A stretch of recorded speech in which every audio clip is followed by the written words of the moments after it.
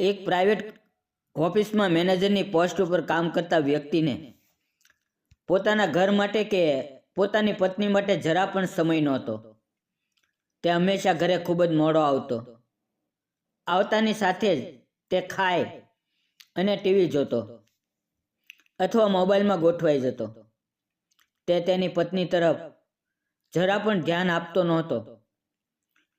એટલે પછી તેની પત્નીએ તેની સાથે એવું કર્યું જે સાંભળીને તમે પણ હેરાન થઈ જશો. તો ચાલો પૂરી કહાની જાણીએ. મિત્રો, અમદાવાદના સેટેલાઇટ વિસ્તારમાં એક નાનો ફ્લેટ હતો. ત્યાં રહેતું હતું એક નવું લગ્ન કરેલું દંપતી, વિક્રમ અને પ્રીતિ. વિક્રમ એક પ્રાઇવેટ કંપનીમાં માર્કેટિંગ મેનેજર હતો. સવારે 8 વાગ્યે નીકળે, રાત્રે 9-10 વાગ્યે ઘરે પહોંચે. થાકીને આવે, 2 કોળિયા ખાય અને ટીવી કે મોબાઈલમાં ગૂંચવાઈ જાય. તેની પત્ની પ્રીતિ ઘર સંભાળતી. નવું ઘર હતું, નવું જીવન હતું. એ દરરોજ સવારે ઉઠીને વિક્રમ માટે ગરમા ગરમ નાસ્તો, ચા અને ઓફિસ માટે ડબ્બો તૈયાર કરી દે. ડબ્બો હંમેશા ભરેલો હોય, રોટલી, શાક, દાળ ભાત કે પછી પુલાવ. ઉપર એક નાનકડી ચિઠ્ઠી પણ હોય, પ્રેમથી ખાજો, તમારી પ્રીતિ. પહેલા વિક્રમ ખુશ થતો. ઓફિસમાં ખોલીને ખાતો, ક્યારેક ચિઠ્ઠી વાંચીને હસતો અને રાત્રે ઘરે આવીને પ્રીતિને ભેટી લેતો. પણ ધીમે ધીમે ઓફિસનું પ્રેશર વધ્યું. Target, meeting, travelling. હવે વિક્રમ થાકી જતો. ડબ્બો ખોલવાનું પણ ભૂલી જતો. ક્યારેક તો ડબ્બો બંધ જ રહેતો અને સાંજે ઘરે આવીને ફ્રીજમાં મૂકી દેતો. પ્રીતિ ચૂપચાપ ડબ્બો ખોલે, ખાવાનું ગરમ કરે અને વિક્રમની રાહ જુએ. વિક્રમ ઘરે આવે ત્યારે પ્રીતિ પૂછે, આજે ડબ્બો કેમ ન ખોલ્યો?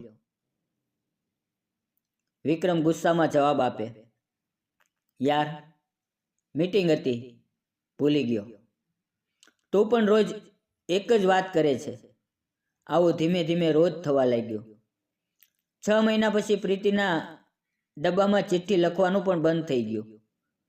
વિક્રમ ઘરે આવે ત્યારે ફક્ત 2 જ વાક્ય બોલે, ખાવાનું છે? અને પ્રીતિ ચૂપચાપ પીરસી દે. એક દિવસ વિક્રમની મીટિંગ ખૂબ લાંબી ચાલી. રાત્રે 10 વાગ્યે ઘરે પહોંચ્યો, થાકીને બેસી ગયો.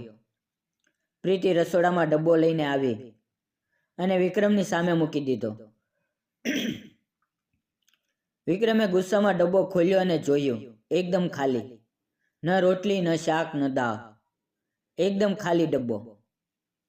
વિક્રમનો પારો ગયો. એ બૂમ પાડી, આ શું છે પ્રીતિ? ખાલી ડબ્બો? તું મજાક કરે છે?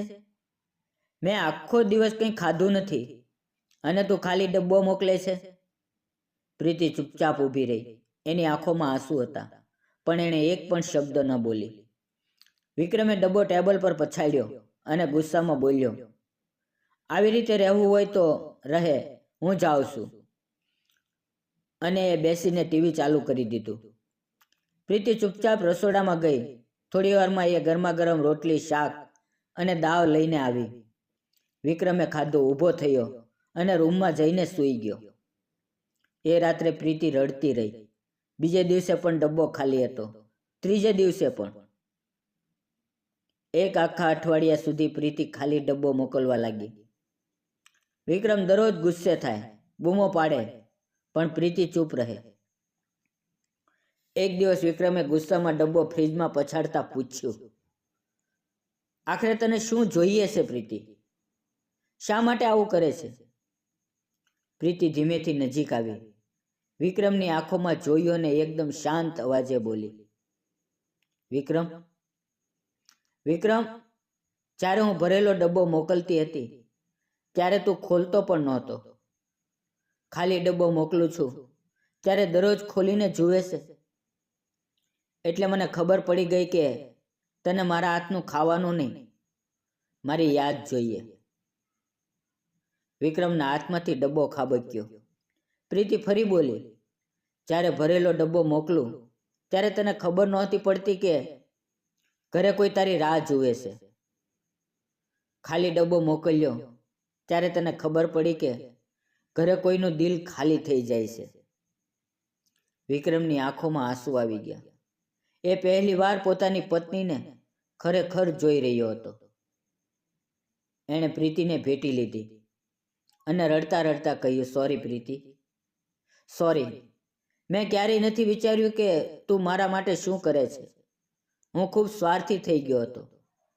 પ્રીતિ પણ રડી પડી અને બોલી, હું તને ગુસ્સો કરાવવા નહોતી મોકલતી ખાલી ડબ્બો. હું તને બસ એટલું જ યાદ કરાવવા માંગતી હતી કે ઘરે કોઈ તારી રાહ જુએ છે. અને એ રાહ જોવાવાળું દિલ ક્યારેક ખાલી ન રહેવું જોઈએ.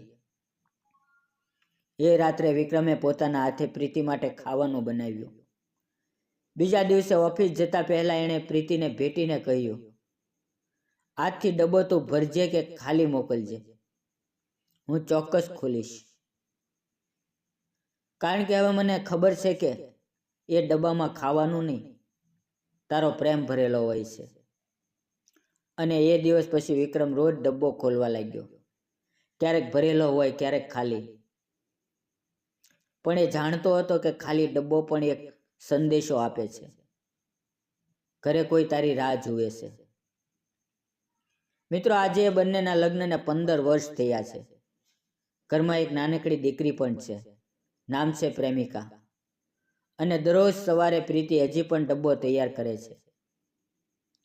પણ હવે એ ડબ્બામાં એક નાનકડી ચિઠ્ઠી પણ હોય છે, જેના પર લખેલું હોય છે, જો આજે ડબ્બો ખાલી હોય તો પણ ચિંતા ન કરતા, કારણ કે ઘર તમારા પ્રેમથી હંમેશા ભરેલું રહેશે. મિત્રો, પ્રેમ એ બોલવામાં નથી, પ્રેમ એ સમજવામાં છે. અને ક્યારેક એક ખાલી ડબ્બો પણ એટલો બધો ભરેલો હોય છે કે આખું દિલ ભરાઈ જાય. જો આ વાર્તા તમને ગમી હોય તો લાઈક કરજો, કોમેન્ટમાં લખજો ખાલી ડબ્બો. અને જેમની સાથે તમે રહો છો એમને આ વાર્તા શેર કરજો, કારણ કે ક્યારેક ક્યારેક એક ખાલી ડબ્બો પણ ઘણું બધું બોલી જતો હોય છે. આ વાર્તા સંપૂર્ણપણે કાલ્પનિક છે અને માત્ર મનોરંજન તથા શૈક્ષણિક હેતુ માટે રજૂ કરવામાં આવી છે. આમાંના પાત્રો તથા ઘટનાઓનો કોઈ વાસ્તવિક વ્યક્તિ કે ઘટના સાથે કોઈ સંબંધ નથી.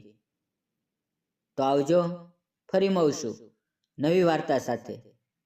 ત્યાં સુધી પ્રેમ કરતા રહો અને પ્રેમ સમજતા રહો.